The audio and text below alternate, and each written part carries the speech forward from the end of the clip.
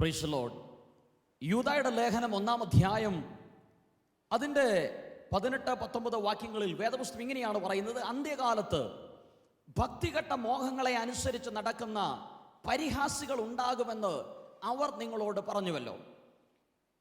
അതിൻ്റെ 19-ാം വാക്യം വചനം പറയുകയാണ്: അവർ ഭിന്നതയുണ്ടാക്കുന്നവർ, പ്രാകൃതന്മാർ, ആത്മാവില്ലാത്തവർ.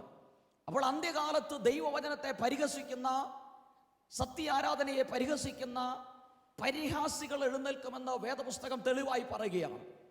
ഇന്ന് ഈ ശബ്ദം കേൾക്കുന്ന പ്രിയമുള്ളവരെ, നിങ്ങൾ മനസ്സിലാക്കേണ്ട ഒരു യാഥാർത്ഥ്യം: പരിഹാസം പിശാചിൻ്റെ ഭാഷയാണ്.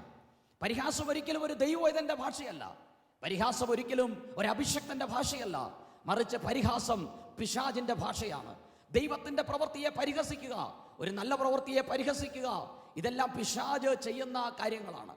അപ്പോൾ അന്ത്യകാലത്തിൻ്റെ ഏറ്റവും വലിയ പ്രത്യേകതയായി അതേ പരിശുദ്ധാത്മാവ് പറയുകയാണ്: ഭക്തികെട്ട മോഹങ്ങളെ അനുസരിച്ച് നടക്കുന്ന പരിഹാസികൾ ഉണ്ടാകും.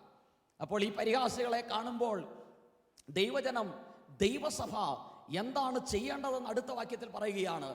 അതായത്, നിങ്ങളോ പ്രിയമുള്ളവരെ, നിങ്ങളുടെ അതിവിശുദ്ധ വിശ്വാസത്തെ ആധാരമാക്കി നിങ്ങൾക്ക് തന്നെ ആത്മീക വർധന വരുത്തിയും പരിശുദ്ധാത്മാവിൽ പ്രാർത്ഥിച്ചും നിത്യജീവനായിട്ട് നമ്മുടെ കർത്താവായ യേശു ക്രിസ്തുവിൻ്റെ കരുണയ്ക്കായി കാത്തിരുന്നും കൊണ്ട് ദൈവസ്നേഹത്തിൽ നിങ്ങളെ തന്നെ സൂക്ഷിച്ചുകൊള്ളുവിൻ.